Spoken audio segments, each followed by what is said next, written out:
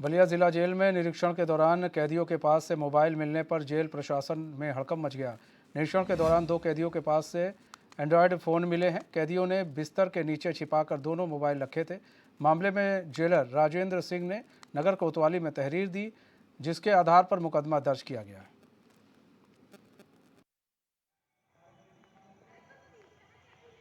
ये दिनांक 26/12/23 को जेल प्रशासन द्वारा जेल के बैरक की चेकिंग में 2 निरुद्ध कैदियों से 2 मोबाइल मिले थे, जिसके संबंध में जेल प्रशासन की तरफ से प्राप्त तहरीर के आधार पर थाना कोतवाली में संगत धाराओं में अभियोग पंजीकृत करके विवेचनात्मक कार्रवाई प्रारंभ की गई है। जो दोनों अभियुक्त थे वो बैरक संख्या 4 में है, जिसमें से एक गैंगस्टर एक्ट का मुलजिम है और एक जो है वो 302 में निरुद्ध है।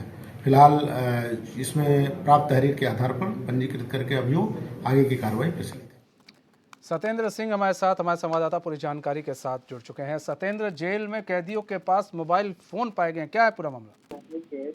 जी, मैं आपको बताना चाहूंगा, उत्तर प्रदेश के जेलों में हुई घटनाओं के बाद भी उसी क्रम में बलिया जेल में भी अवैध सामानों की एंट्री लगातार जारी है। जेल के अंदर बैरक में अपराधियों के पास मोबाइल फोन धड़ल्ले से इस्तेमाल किया जा रहे हैं। बैरक नंबर 4 में 2 मोबाइल फोन पाए गए हैं, जिसमें एक जेलर के द्वारा हत्या और गैंगस्टर जैसे गंभीर अपराधियों के पास मोबाइल फोन पाए गए हैं। पुलिस की माने तो जेलर की तहरीर पर दोनों अपराधियों के खिलाफ स्थानीय शहर कोतवाली में मुकदमा दर्ज कराया गया और उचित पुलिस के द्वारा मामले की जांच की जा रही। जी, इससे पहले भी कई बार देखा जा चुका है, यूपी के अंदर कई बार जो कैदी हैं उनके पास मोबाइल फ़ोन पाए जाते हैं। बावजूद इसके अगर मोबाइल फ़ोन आज भी कैदियों के पास पहुंच रहे हैं तो ये तो एक बहुत बड़ी घटना है भाई, कि कैसे कैदियों के पास मोबाइल फ़ोन पहुंच रहे हैं। ऐसे में तो उनके पास कुछ भी पहुंच सकता है।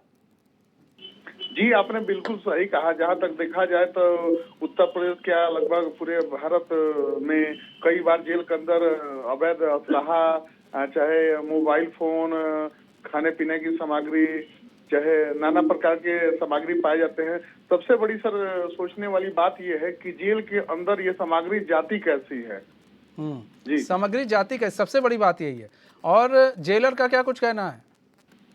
जी, जेलर के बलिया अपर पुलिस अधीक्षक की माने तो जेलर के द्वारा दोनों के खिलाफ शहर कोतवाली में तहरीर दे दी गई। जी, तहरीर दे दी गई है, लेकिन भाई जेलर है और कोई भी मिलने जाता है तो एक जगह नहीं 2 जगह चेकिंग होती है। वहां पर बिना चेकिंग के कोई जा ही नहीं सकता है। और अगर वहां जा रहा है तो यानी कि जहां चेकिंग हो रही है वहां पर कुछ गड़बड़ घोटाला है। जी, आपका कहना बिल्कुल सही है।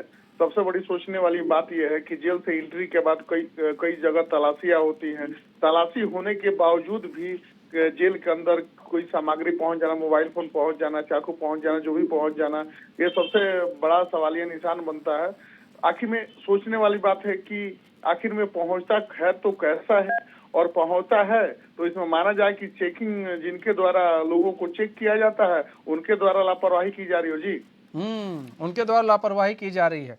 अच्छा, और कुछ पता लगा है? मतलब अभी तक तो इन्होंने सिर्फ मुकदमा दर्ज कराया है, लेकिन सवाल तो ये है कि अगर अच्छा, पहले तो ये हम जानना चाहेंगे कितने मोबाइल पाए गए हैं? जी, मैं आपको बताना चाहूंगा, बैरक नंबर 4 से 2 मोबाइल फोन एंड्रॉइड फोन पाए गए हैं। जी, हाँ, अच्छा, एंड्रॉयड फ़ोन पाए गए। अब आप सोचिए, एंड्रॉयड फ़ोन पाए जा रहे हैं। ऐसे में सवाल ये उठ रहा है कि एक तो चेकिंग में लापरवाही हुई है, या तो फिर जेल के अंदर ही जो कांस्टेबल हैं, जो वहाँ पर मौजूद लोग रहते हैं, उनकी मिलीभगत से उनके पास फ़ोन पहुँचा है। तो क्या उनसे भी पूछताछ की जाएगी? जी, ये तो गंभीर मामला है कि जेल के अंदर एंड्रॉइड फोन जाना। अगर फोन चला भी गया तो फोन को यूज करने के लिए उसका बैटरी चार्ज करना पड़ता।